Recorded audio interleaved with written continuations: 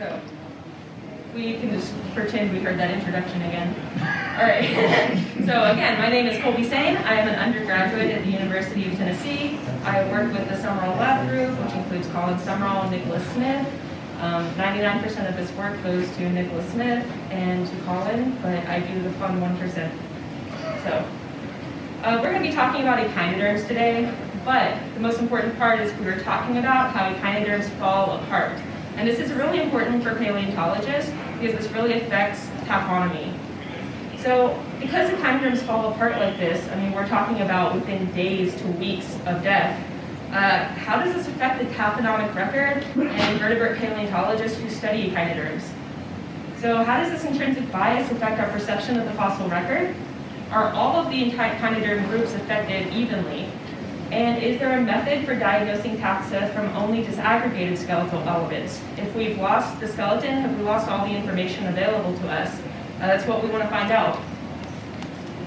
So this chart here, this is a diversity chart in number of genera. These are all the main echinoderm groups. And this red line here is the time period in which both of my localities are focused on, which is really nice for comparison. They're both upper Mississippian. And as we can see, the crinoids are doing okay at this time period. The blastozoans, they were doing okay. Asperozoa, not doing as great. The echinoids, they're okay. And the holothurians seem to be doing okay. But all of these groups over here, every group has a decline in diversity during this time period. So we know something's going on, but we're not really too sure what. So this is a really important time period to be studying. So we are looking at ophiuroids, that's what we're interested in. So when we zoom in and look at their diversity a little closer, we do see that decline in the upper Mississippian right here. It goes down a little bit, but what's more important is we actually see a complete lack of information. It's completely absent in the fossil record for the Pennsylvanian, the upper Permian, and the lower Triassic. That's a lot of missing information that we have on this group. So how can we improve our understanding of Paleozoic brittle star biodiversity? What can we do? We want to ask ourselves, is there really a decline in diversity in the upper Mississippian? And is there really a complete lack of fossil material during the Pennsylvanian, lower Triassic, and upper Permian? Is that possible? And what methods have been applied in the past to identify brittle star taxa? And are any of these methods applicable for our Paleozoic purposes? And can the study of isolated skeletal elements change our perception of past diversity? That's what we want to ask ourselves. So first, let's just do a little review on brittle stars and their fossil record. Brittle stars are a star-shaped echinoderm. They have a compact central disc here, which is not articulated in the same way as in starfish. You see the arms are pretty separate from the central disc. We have these snake-like arms. They're very flexible. They're actually predators. Brittle stars are really cool when you see them move. And brittle stars are far more commonly represented by sand-sized plates than as fully articulated fossils. We're going to go back to that here later. They are first appearing in the Ordovician, and we still have recent modern species. There's about 2,000 extant species of brittle stars today. They're very, very diverse, very interesting. And again, they're generally rare in the fossil record because they're brittle. So when we go back to this chart, we see where they fall. They're type 1. Unless it is buried within a day of death, we're not going to get an articulated fossil. And so we have to ask ourselves, what should we realistically expect from the fossil record when it comes to brittle stars? Is this really realistic? Is this a realistic occurrence? And if so, what should we expect? We should expect this. And this is a modern day ophiuroid, which we have disaggregated and bleached. We took one specimen, we left it, and we came back. We wanted to study the internal morphology, and that's what this is. This is one brittle star in all of its pieces. So when we look at the morphology of the brittle star arm, we want to know what are those pieces. We want to study the internal morphology a little more closely. So when you look at the cross-section of a brittle star arm, we see we have a dorsal and ventral shield here in green. These go around the vertebrae, which line the arm. They're the main structure that keeps it rigid. We have the lateral arm plates, which are particularly important for morphologic studies. They seem to have the most variation and seem like they have the most diagnostic characters. So we're really focused on the lateral arm plates, which you guys will see.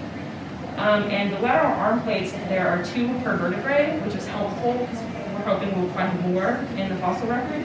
And the vertebrae, or the lateral arm plates, also have these spine bases, which attach the spines here. So, looking at a more realistic example, Looking at a more realistic example, here's that modern ophiuroid we saw before, but through SEM photos. So we have our vertebrae here. We've got our lateral arm plates, which are here in green. We have our dorsal and ventral plates, which are in red and green up here. And we have, or I think I said, this is blue. You guys know what color that is. And the purple are the spines. You can see how they fit together with the lateral arm plates. And this is an absolutely gorgeous SEM photo of a spine. It really shows the stereome structure very well, which is a diagnostic echinoderm feature. And this is a cross-section just through SEM, just again to show another view. So how do these lateral arm plates actually fit together? We saw it in the last slide, but this is a little more clear. You can see the stereome structure actually changes because this is where they overlap. So we're going to see how those go together, just like this. And then we have those spine articulations where the spines attach. And now we have a brittle star arm. That's what they look like. So moving forward, there have been some prior studies on using isolated skeletal elements. However, they have been focused primarily in the Cenozoic and on Mesozoic taxa. These were publications which we referenced in order to understand the morphologies we'd be looking for. Even though these kind of look different at first, we can really see the spine articulations here. We can see them here, even though they're quite different. These are all lateral arm plates, and we can see them here. But older taxonomic methods, they really focus on the plate relationships on the body and on the discs themselves instead of the internal from the chair. arm parts. Sorry, okay. And most often this disc is only observable from one side, so you're missing it. For some reason, I can't control the leg all with these headphones. I just realized. Okay, I'll just keep going. Anyways, so the articulated arms in a fossil form would hide the characters and the morphologies that we want to see. So it's really important that we get this disaggregated material because features such as fine articulations, the surface ornamentation, all of those things, they're really only visible in loose material like this. So my contribution was to collect new material from Floraville, Illinois. We wanted to compare the diversity that we recovered here with the diversity in a prior surveyed locality, which was Sulphur, Indiana. They're, again, both upper Mississippian, so they're very comparable. This is where they are. And just really notable, just to really emphasize these results of our study, until our examinations, there had been no brittle stars found at all in either locality. So we started at 0. And what we did is went to the field. These are some fun pictures from our field day. Thank you, Nick, for taking these pictures. You can see me with my shovel here. What we do is actually shovel up loose material that looks like this and this. We take that back to the lab, and at the lab we use hot water and hydrogen peroxide bath in order to disaggregate the matrix in the fossil material. So we clean that up, we get rid of all the clays and the muds. We have our clean fossil material, and then all we have to do is find the fossils. So let's find them. So this is an example of what it looks like when we do our lab work. This is a picking tray. We've sieved it down, we sieved the material down to about 250 microns or so, sometimes smaller, and we look through it.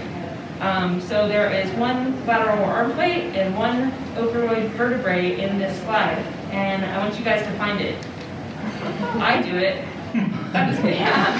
So yeah, it's really difficult, and it's really difficult because everything in here is fossil. They're either other echinoderm pieces, they might be bryozoas, but in general, it's predominantly echinoderm material. And because of that, there's a lot of shared morphologies amongst all echinoderms, so it's really hard to pick out these pieces. But luckily, I know where they are, so the pressure's off you guys. So there's our lateral arm plate. We use a wet paintbrush to pick that off the tray. And there's our vertebrae, so we're going to pick that out as well. And so what we do when we pick them out, we take them and set them aside for further examination and imaging under the scanning electron microscope. So that's what this is. This is just a picture of one of our, what do you call those, slides. One of our slides, just where we keep them. You can just see the scale there. This is one of our mounts for the SEM. This is the same mount that's here. This is from the naked eye, and this is through the microscope. So it's just really showing how small these are and how careful you need to be when mounting them for SEM imaging. So just to kind of give some context, so once we image them for the SEM, this is what we get. These are the total diversity found in both localities, both from the Ridenhour Formation in Floraville and the Big Cliffy Formation in Sulphur, Indiana. We don't have the same taxa at both. We do have some different stuff. It's really interesting, and we're going to go one by one. So some of the groups that we found, we are calling this the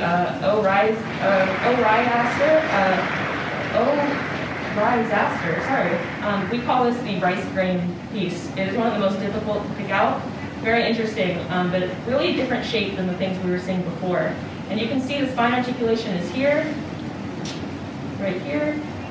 This line indicates if it was not found at that other locality. So, and you can also see where the lateral arm plates overlap, just like we saw in that earlier photo. So this is Umeroura. This one is very ear-shaped. It's very interesting. Spine articulations are here on this edge, and we have the overlap connection here.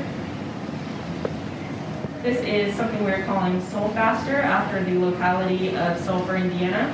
You see spine articulations right here. There's 3 of them, it looks like. And this is where they would overlap on this side. This is something, this one's funny. We're calling this one COVID-aster since it was discovered during COVID. This is one of the new genera that we've found. These are the spine articulations here. It's a very strange looking piece. Very, very weird. I like it though. So furcaster, this is the furcaster with diffuse spines. We have a lot of furcaster material, and that is a group that really find a lot of, but they're pretty variable. The diffuse spines just means that they are not as obvious in some of the other, as in some of the other taxa. So these two look kind of different, but I think it's just a view. So this one's my favorite, the side-shaped furcaster. These are absolutely beautiful. I really, really like finding them. And at first, this is one of the only pieces we could find because of the morphology being so distinct. It's very large, it's long, it's pretty curved, it's pretty obvious. This is Aganaster, which is actually a modern type. It's very discrete. You see the spine articulations here and here. This is a new thing. We're not really, I guess we're sure what this is, Armathieraster, but we haven't found it anywhere else. This is the only locality that shows this one. This is the shield type furcaster, which the spine articulations are a lot more clear to see. I also think these are really beautiful. They're my second favorite to find. These pictures are absolutely beautiful for showing the serial structure. This is Vandaluaster. Very weird. Very, very weird one. Spine articulations are over here and here. And it kind of has the ear shape, but it's a bit different. This is where they would overlap on each other. This is Procastrids. These spines are right here. They're very, very shallow spines, incredibly hard to see. This one caused me a lot of trouble when I was trying to find it. This is a Sucaster, which we've named because it looks kind of like an alligator's head with 2 eyes and a snout. This one's kind of fun. I like it. This is Colaster, which is, these two are actually definitely almost different species, but within one genus, and so we'll be further working on things like that. You can see the morphology is a bit different. The spine articulations are here and here, but this one's a lot more discrete and flat. So we also have our new Stenoid. This one is also not found anywhere else. It is entirely in Floraville, so we have a lot of exciting things to work on with this locality in the future. So I want to bring back to this picture right here, just because it's such an overwhelming picture of the picking tray. And I want to talk about how we just saw how discrete some of the characters were, even under SEM. And it's just a testament to the man-hours that have gone into this project. Because by hand, we need to find things that are discrete even under an SEM. And so it's taken years of us figuring out what morphologies we really need to find. And so we started with this, and we ended up with all those beautiful SEM photos and so many new species. Going to finish up here pretty quickly. I'm sorry I ran over. Is there really a decline in diversity in the Upper Mississippian and a complete lack of diversity during the Pennsylvanian? No, there's not. We just saw so many new species, ones who have never been described. We found more than, I think, 20 new species at all of our localities. We had almost nothing in that original chart.